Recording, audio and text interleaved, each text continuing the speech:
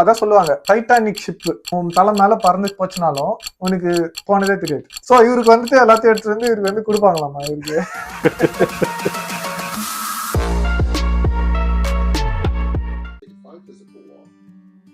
Okay, you guys keep saying all this stuff is real. You keep saying you've got high quality data that you can't show anybody because it's all stovepipe. You hear this word over and over, stovepipe, meaning that each little group is isolated. Like Bob Lazar says, you say, okay, am I right that you're telling me that these things are real? Yeah. And then they say, and that nobody could do this that we know of? I said, that's right, because they seem to defy the laws of physics. You hear this phrase over and again, defy the laws of physics. I say, great. I need to talk to somebody who speaks physics. How do you know they defy physical law? Well, we can see that they do. It's like, okay, if they defy physical law, then there should be a physicist to tell me that they defy physical law, who's seen the data. Maybe he can't release it to me, or she, but tell me somebody who speaks tensor analysis. Tell me somebody who knows what the Dirac equation is. Like a pretty low bar for a physicist. There is no one. So இதான் வச்சு இந்த கேள்வி நான் உங்கள்கிட்ட கேட்கணும்னு நினச்சிட்டு இருந்தேன்.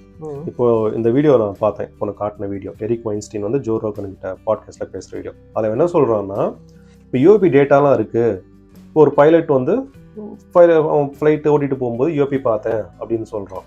அவன் என்ன சொல்கிறான், நான் அந்த யூஎஃபியை பார்த்தேன், அது வந்து கண்ட டைரெக்ஷனில் போயிட்டு இருந்தது, மேலே கீழே லெஃப்ட்டு ரைட்டு, சடனாக ஸ்டாப் ஆச்சு, சடனாக ஜூம் அவுட் ஆச்சுன்ட்டுலாம் சொல்லிட்டு இருந்தான்.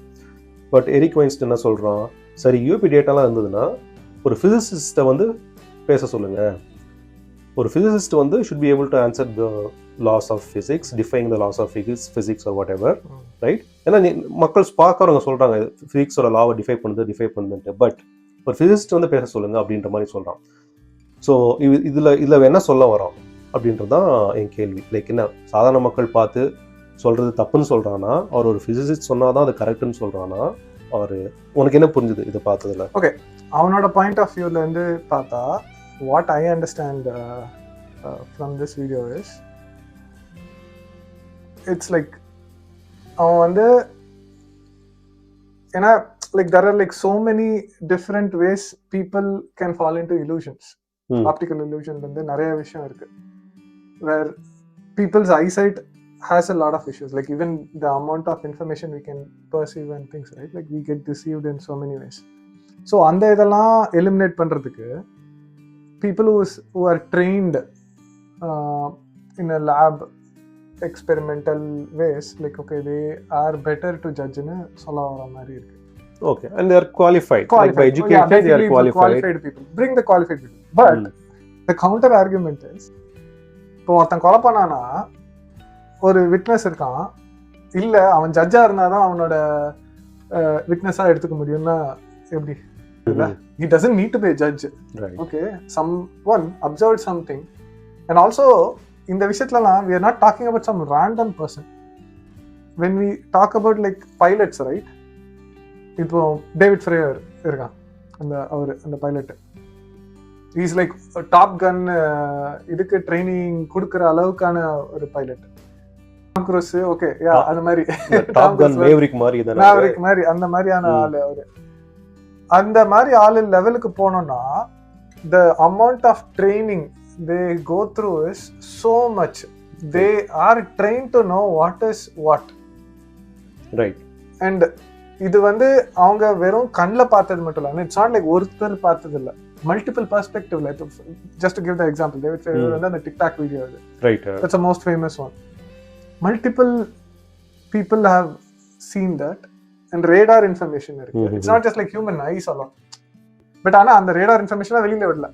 ஸோ இவரோட கேள்விப்படி பார்த்தோன்னா அந்த இன்ஃபர்மேஷன்லாம் வெளியில கொடுத்து ஒரு மெயின் ஸ்ட்ரீம் சயின்ஸுக்கு, ஒரு யூனிவர்சிட்டிக்கோ ஒரு ரிசர்ச் இன்ஸ்டிடியூட்டுக்கோ கொடுத்து இதெல்லாம் அனலைஸ் பண்ணுங்கன்னு சொல்லலாம். அதனால கவர்மெண்ட் கொடுக்காது, அதுதானே பிரச்சனையே, ரைட்? ஸோ இதை சொல்ற மாதிரி இந்த ஸ்டவ் பைப் பண்ணி வச்சிருக்காங்க டிஃப்ரெண்ட் ஏஜென்சில, பிகாஸ் சில பேர் they might be already using these physicist. இப்போ நம்ம பார்த்தோன்னா டிஃபென்ஸ் கான்ட்ராக்டர்ஸ்ல எடுத்து பார்த்தோன்னா, the defense contractors or these private military defense contractors in US, these people, they have material science advancement which are like way ahead than mainstream. So we are like at least 30 years behind na solluva. Okay, இது வந்து already இங்க நடக்குது, but நம்மளுக்கு தெரியாது. நமக்கு தெரியாது. So these people இதெல்லாம் ஒரு சீக்ரெட் ப்ராஜெக்ட்ஸாவோ ஒரு கான்ஃபிடென்ஷியல் இதுவாவோ நடந்துட்டு தான் இருக்கு. நம்ம because it's all money, right?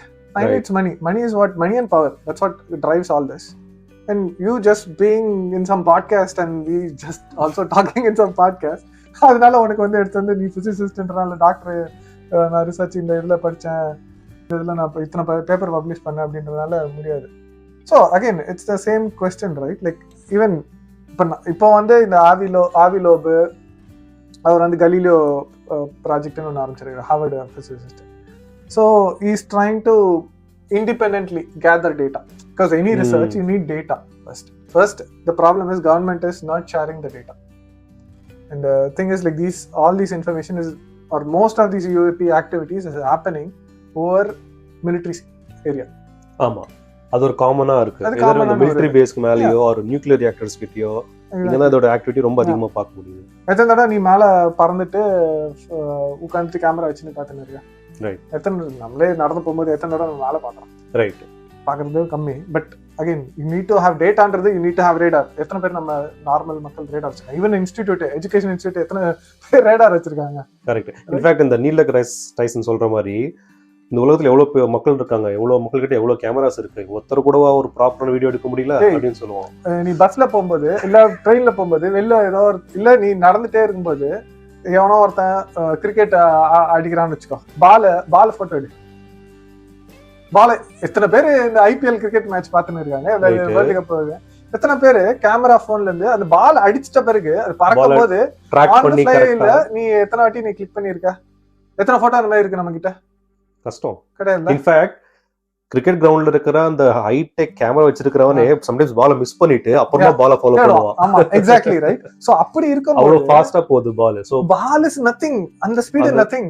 இது வந்து அட்லீஸ்ட் மார்க் 10ல போற மாதிரியான speed. It's like even beyond that, like 20,000 miles per ஹவர்ன்றது இட்ஸ் லைக் அன்இமேஜினபிள். சோ அதான் சொல்லுவாங்க, டைட்டானிக் ஷிப் சைஸுக்கு மேல உன் தலை மேல பறந்து போச்சுனாலும் 20,000 மைலுக்கு போச்சுன்னா உனக்கு போனதே தெரியாது. நேற்று கேமரா எடுக்கிறதுக்குள்ள அது காணாம போயிடும். நீ கேமரால எடுத்தாலும் அது ஏதாவது வேற ஏதாவது கொடுப்பான். சோ இவருக்கு வந்துட்டு எல்லாத்தையும் எடுத்துட்டு வந்து இவருக்கு வந்து கொடுப்பாங்களாமா இவருக்கு. சும்மா இந்த ஆள் எல்லா பாட்காஸ்ட்லயும் இதுதான் போயிட்டு எதுவும் இல்லைன்னு சொல்லி இருப்பான். Maybe again, he's like, I'm not saying he's part of the problem, but that is one perspective to look at this.